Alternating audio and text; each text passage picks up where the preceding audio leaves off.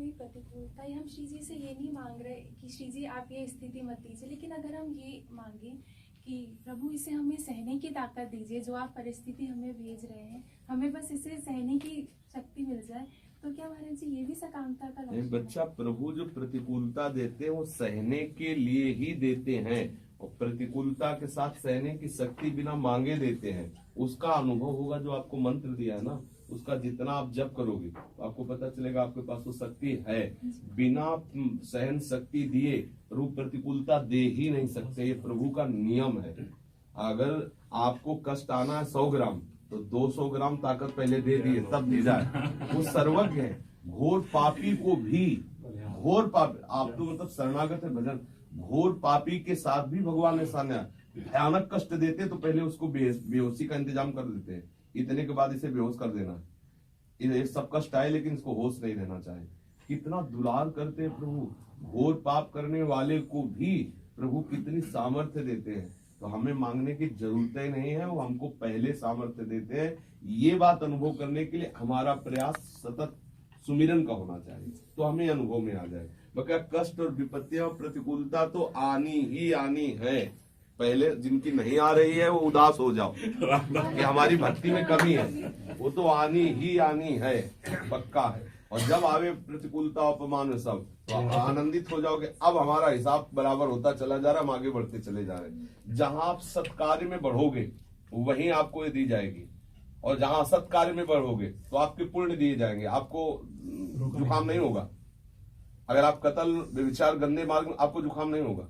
और की तो बात जाने दो, कब तक? जब तक तुम्हारा पुण्य का हिसाब खत्म नहीं हो जाएगा, तब तक आपको सुव्यवस्थित रखा जाएगा, और कर पाप और कर पाप। और जहां वो खत्म हुए तब फिर तुम्हें रोना का इतना तांता लगेगा कि फिर कोई जगह नहीं मिलेगी बचने की। अच्छा, जब कोई भगवत मार्ग में चलता है तो उसके पुण्य रोक दिए जाते हैं, क्योंकि उसको आगे उठाना है ना।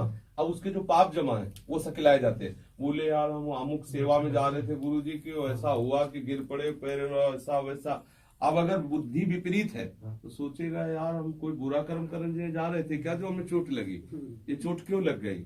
अरे चोट इसीलिए लगी कि आप अच्छा कर्म कर रहे थे, इसलिए आपका जो हिसाब जमा है ना बहुत बड़ा, वो छोटे में फटाफट निपाट के वो बैंक खाली की जा रही है जो पाप वाली है। अब वो पुण्य और ये धर्म दोनों मिलकर आपको महान बना देंगे।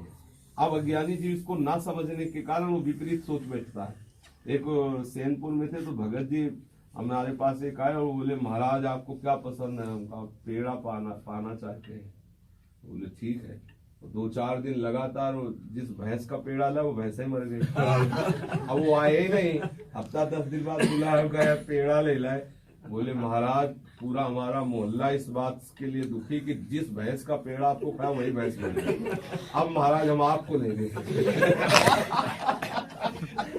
मतलब वो भयभीत हो गया। वो बच्चों को रोटी बना के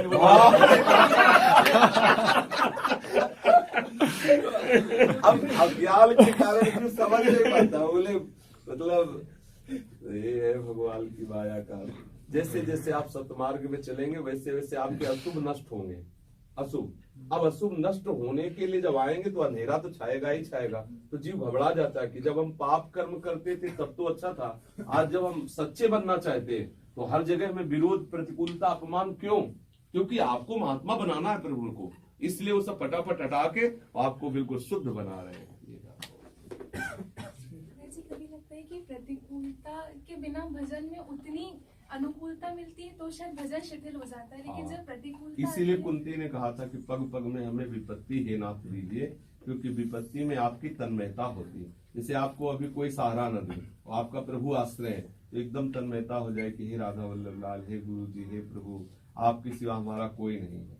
ये तभी आएगा जब सब प्रतिकूल हो जाएंगे। और अगर सब अनुकूल है तो झूठी मूठी बात है कि प्रभु हमारे बकाया लगे, पति हमारे, देवर हमारे, ससुर हमारे, परिवार हमारा सब राजी चल रहा है, आनंद है। लेकिन अभी सब प्रतिकूल हो जाए तो अंदर से आर्त भाव आ जाएगा कि हे करुणा में देखो कोई हमारा नहीं है प्रभु को। अगर कहीं शरीर में असाध्य रोग हो जाता तो और बढ़िया बात।